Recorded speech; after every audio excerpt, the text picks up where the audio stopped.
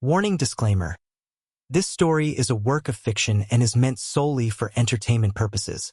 The events, characters, and dialogues portrayed are entirely imaginary. Any resemblance to actual persons, living or dead, or real events is purely coincidental.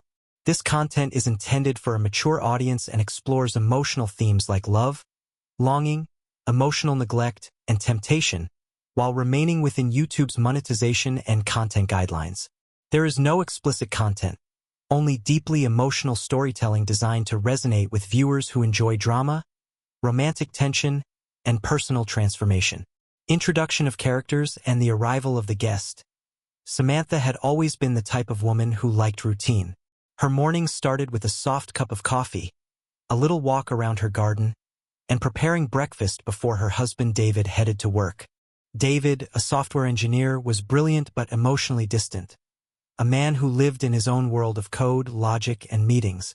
Their marriage wasn't unhappy, but it wasn't thrilling either. It was stable, predictable, safe. Then came the night everything started to shift. It began with a simple phone call. David answered it during dinner, his brow raised, and he smiled. Genuinely, the way he rarely did. "It's Ryan," he said. "My best friend from college. He's in town for a few days and needs a place to stay tonight. I told him he could crash on the couch." Samantha hesitated. She had heard a lot about Ryan over the years. David always painted him as the wild, charming one. The dreamer who never settled down, who took risks David never dared to. But she had never met him in person. When Ryan arrived later that evening, Samantha's first impression was surprising. He was taller than she expected, ruggedly handsome, dressed casually but with a quiet confidence. His smile was disarming, and his eyes seemed to scan everything as though he was both present and reflective. The moment he stepped inside, Samantha felt an unexpected flutter in her chest, a reaction she couldn't explain. It wasn't attraction, not exactly. It was more like curiosity. Who was this man who once meant so much to her husband? David and Ryan laughed like they hadn't in years. The living room echoed with old college stories, embarrassing moments, and wild adventures. Samantha sat quietly for a while, observing them, sipping her tea, smiling occasionally. But even as she watched, she couldn't help but feel a strange energy in the room, like something long buried was about to be unearthed. Later, David went to bed early. He had a meeting in the morning, and Ryan stayed up to watch a movie. Samantha lingered. Just for a few minutes, she told herself. But as the night wore on, those few minutes turned into a long, engaging conversation between two strangers who suddenly felt not so strange. The house was wrapped in silence. David had already gone to bed, and the soft hum of the television was the only sound between them. Samantha sat on the edge of the armchair across from the couch, arms folded, trying to look casual, but her thoughts were anything but calm. Ryan sat back, legs stretched out, a glass of water in hand. He wasn't flirting. He wasn't trying to be charming. And yet, there was something in the way he spoke. Direct, unfiltered, like he wasn't afraid to touch on things most people avoided. "You and David seem solid," he said with a quiet smile. Samantha tilted her head, unsure how to respond. "Yeah, we are. I mean, we have our rhythm." Ryan chuckled. "Rhythm's good. But rhythm can also feel like sleepwalking." There it was, the first crack. She didn't know if it was intentional or innocent, but it landed like a whisper against something raw inside her. She wasn't offended, she was awakened. She replied more honestly than she intended. "Sometimes it does feel like that, like we're roommates more than partners." Ryan didn't say anything for a moment. His eyes didn't judge. They just held hers, like a space where her words were allowed to land without bouncing back. "I think David loves you in his way," Ryan said eventually. "But I've always wondered if he even notices how much light you bring into a room." It was such a simple sentence, and yet it wrecked her. No one had said anything like that to her in years. Not even David. Maybe especially not David. "Do you say that to every married woman?" she asked, trying to laugh it off. "Only to the ones who look like they've forgotten they deserve to hear it." They kept talking, moving from safe topics like books and travel to more personal ones, regrets, dreams, what-ifs. Ryan shared stories about living abroad, never settling, falling in and out of love. Samantha admitted she used to paint before life got too full of responsibilities. Somewhere in the middle of the conversation, the air shifted. It wasn't sexual, but it was intimate. Deeply intimate. They weren't sitting across the room anymore. Samantha had moved to the floor, legs curled beneath her. Ryan leaned forward, elbows on knees. They were inches apart, breath meeting breath. She didn't touch him. He didn't move toward her. But in that silence, something passed between them. A spark not of betrayal, but of something even more dangerous. Understanding. She stood up first. "I should go to bed," she whispered, her voice uneven. Ryan nodded. "Yeah." But as she walked away, she felt his gaze follow her. And when she closed the bedroom door behind her, she pressed her back against it. Heart racing, pulse wild, knowing full well that something inside her had changed, and there was no going back. Didn't know it yet, but that night would become the turning point of her life. The morning after felt deceptively normal. Samantha woke up before David, quietly slipped out of bed, and padded into the kitchen to make coffee. Ryan was already there, standing by the window, sipping from a mug she hadn't even realized he'd poured. The early sunlight painted his silhouette in gold, and for a moment, she just watched him. Feeling that tug again, dangerous and electric. "Morning," he said casually, as though nothing had shifted in the air last night. "Morning," she replied, avoiding eye contact. David came in a few minutes later, ruffling his hair, yawning. He greeted them both with a tired smile and sat down to check his phone. As Samantha served breakfast, she realized how quickly the routine returned, like muscle memory. She handed David his usual plate without thinking. He said thanks, didn't look up.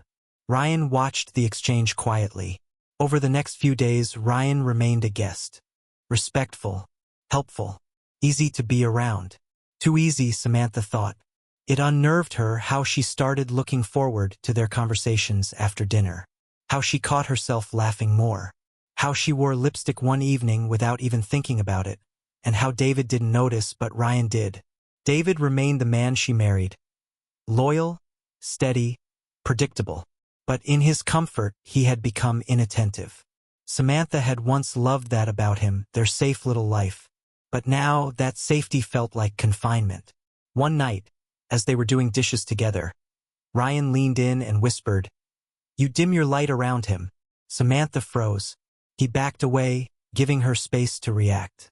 She didn't know whether to be angry or grateful or both. She'd spent so long adjusting herself to fit David's quiet world. She hadn't even noticed how small she'd become. Later that night, she confronted David not about Ryan, but about them. "When was the last time we talked?" she asked, voice shaking. He looked confused. "We talk every day." "No, David. I mean really talked. About us. About how we feel. About who we are." He frowned. "We're fine, Sam. We don't need to overcomplicate things." That was it. That was all he had to say. And just like that, something inside her began to harden. She realized she had been asking for connection in quiet, invisible ways for years. Changing her hair, dropping hints, waiting for him to see her. But he hadn't. Not really. Not like Ryan did. She didn't want to cheat. She didn't even want to leave. She just wanted to feel alive again. That night, as she lay beside David, she stared at the ceiling while he slept. Her body was there, but her heart was on a couch across the hall. It began with thunder.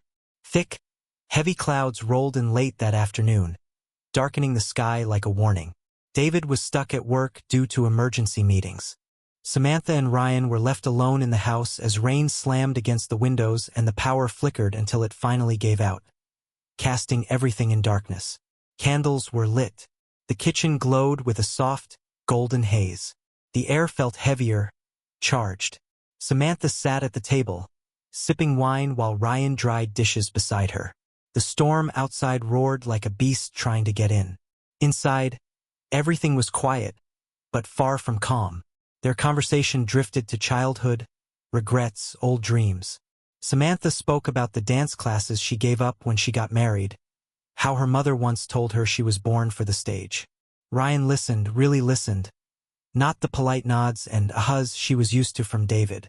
He asked follow-up questions, made her laugh, and even told her about a time he'd backpacked through Europe just to feel something real. The storm raged on. "You were never just someone's wife," Ryan said, voice low. "You were you, and you've forgotten how rare that is." She looked away, heart pounding. "Ryan, don't." He moved closer. "Don't what?" "Remind you of who you are." The room felt too small. The candlelight seemed to flicker with intent. Samantha stood up. "We can't. You're his friend." "I know," Ryan said, not stepping closer, but not backing away either. "But I'm also the only one in this house who sees you." Tears welled in her eyes, not because he was wrong, but because he was right. And then it happened. Not out of lust, not out of rebellion, but out of years of emotional starvation finally crashing through a moment of intimacy too charged to ignore. Their lips met, soft at first, cautious, then desperate. Their connection was fire, years of longing condensed into a few trembling minutes. But just as quickly as it started, it stopped. Samantha pulled away, breathless, terrified. "This can't happen." "I know," Ryan whispered. "But it already did." She fled to her room, locked the door, and cried in the dark as the storm outside began to calm. The next morning, the sun returned as if nothing had happened. David came home smiling, carrying takeout and talking about his long day, unaware that everything had shifted while he was gone. But Samantha knew, and so did Ryan.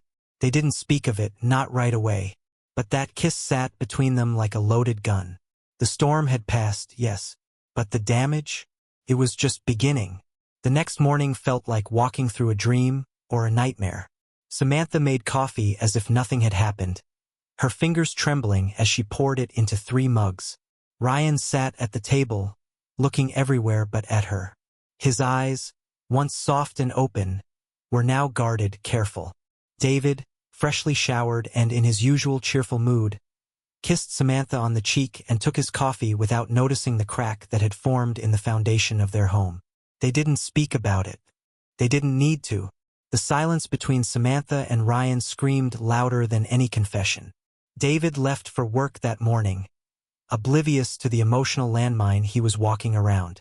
He made a joke about how quiet they were and even thanked Ryan again for staying the night.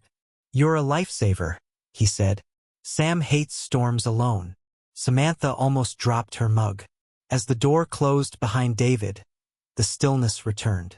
Ryan finally looked at her. The moment stretched like a string about to snap. "Last night," he began. She cut him off. "It didn't happen." His face twisted. "Sam." "No," she said louder, firmer. "It didn't happen. We were drunk. The storm confused things. That's all." Ryan looked down. "You can lie to him, Sam, but don't lie to yourself."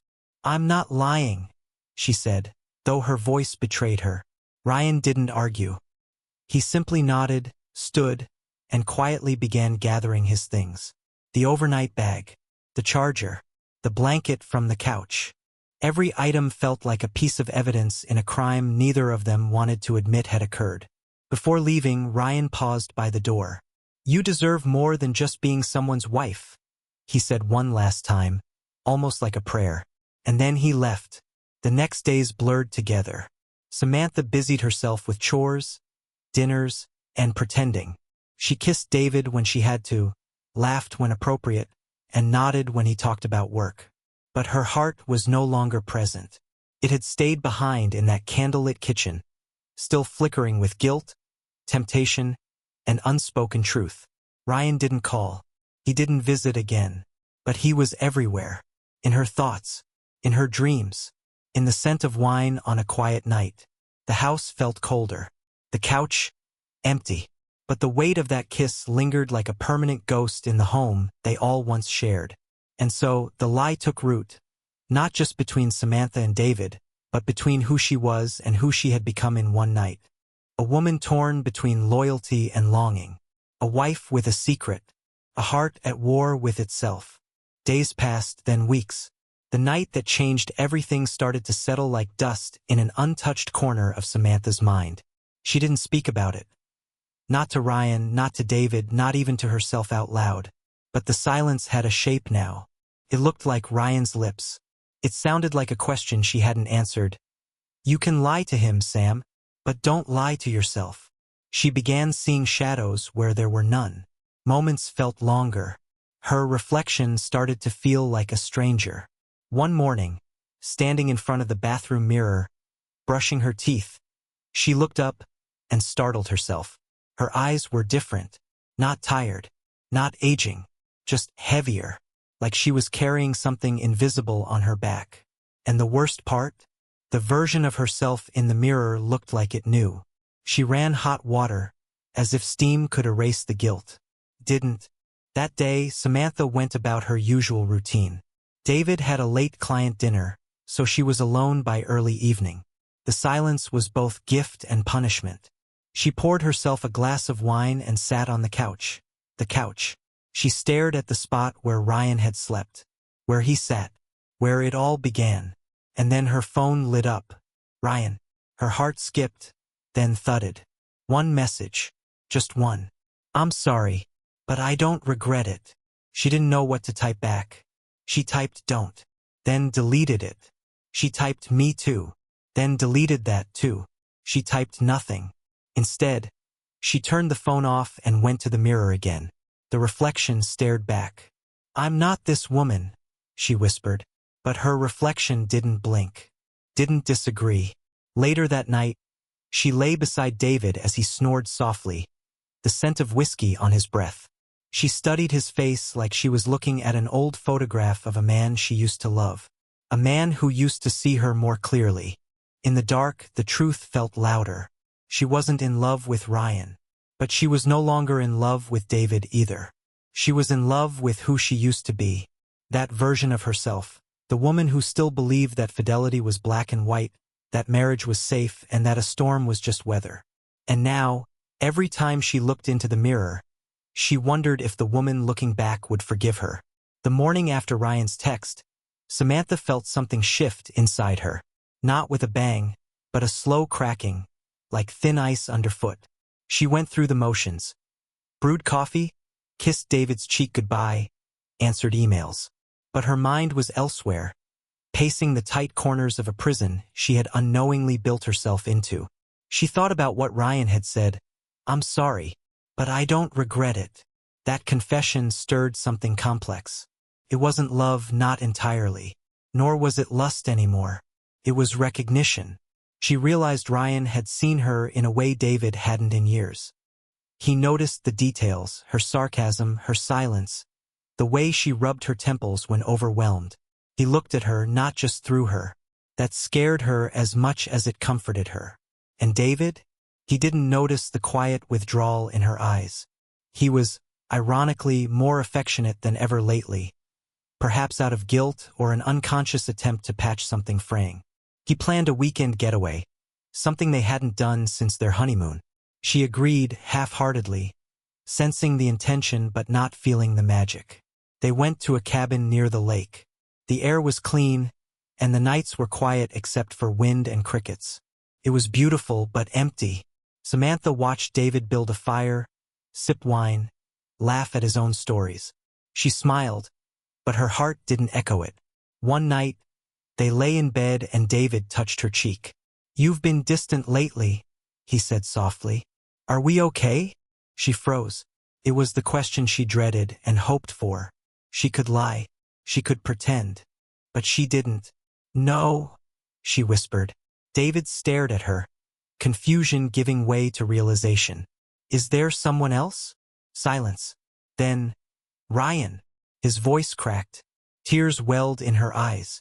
Not because she was caught, but because she hated that it had come to this. It wasn't what you think, she said. But yes, something happened. David sat up, breathing heavily. Rage wasn't there. Not yet. It was grief, shock, and the beginning of mourning something he thought was unbreakable. "How long?" he asked. "Just once," she replied. But it changed everything. They didn't sleep that night. Not fully. They lay in silence, backs turned, memories pouring between them like water from a broken pipe. Everything good, everything bad. It all felt tainted now. Like the storm had passed, but the roof still leaked. The morning sun came in through the wooden blinds. David sat at the table, eyes red, and said quietly, "I need time." Samantha nodded. "Me too." She didn't know if they'd survive this. But she knew one thing for sure. Some storms don't break your house. They show you where the cracks have always been. The weeks after the cabin felt like slow-motion grief. David moved into the guest bedroom. They still lived in the same house, shared the same groceries, and sometimes the same dinner table. But they didn't touch. They didn't laugh. Their marriage had become a room with a broken window, letting in cold air neither of them could shut out. Ryan never reached out again. Not a call. Not a text. He vanished with the same quiet suddenness he had arrived. Samantha sometimes caught herself staring at the couch where he had slept, remembering that night like a dream, intimate, wrong, electric. She hated it and missed it at the same time. It made her question not just her loyalty, but herself. Why had it taken another man's attention to remind her she existed? One evening, David placed a folded piece of paper on the kitchen counter. It was a letter written, not typed. "Samantha, we were broken long before that night. I just didn't want to admit it. Maybe I thought ignoring it would fix it. Maybe I thought you'd stay quiet forever. But I see you now, not just the mistake, but the years leading up to it. I'm angry, yes. But more than that, I'm sorry. We let each other disappear in plain sight. I don't know what's next. I don't know if we'll find our way back. But I hope whatever you do next, it comes from truth, not loneliness." David, she read the letter 3 times. Then she cried, not because he forgave her, but because he understood. There was no shouting, no slamming doors. Just the ache of 2 people who stopped seeing each other too long ago. Eventually, David left for a few weeks to stay with his sister. Space, he said. They both needed it. Samantha stayed in the house, alone. She didn't reach out to Ryan. She didn't go looking for something to fill the silence. For the first time in a long time, she sat with it. One morning, she got up early and walked into the living room. She stood in front of the couch, the one where everything changed, and slowly moved it out to the garage. Not because of shame, but because it was time. She painted the walls, opened the curtains, rearranged the furniture. It wasn't about erasing what happened. It was about choosing what happens next. When David eventually returned, they didn't rush into answers. They talked, listened, heard out loud instead of in silence. They went to counseling. Some days were heavy. Some nights were warm. It was messy but honest. As for Ryan, he remained a chapter. Not a villain, not a fantasy. Just a reminder of what happens when intimacy becomes invisible. And that couch? It never came back inside. The end. 25.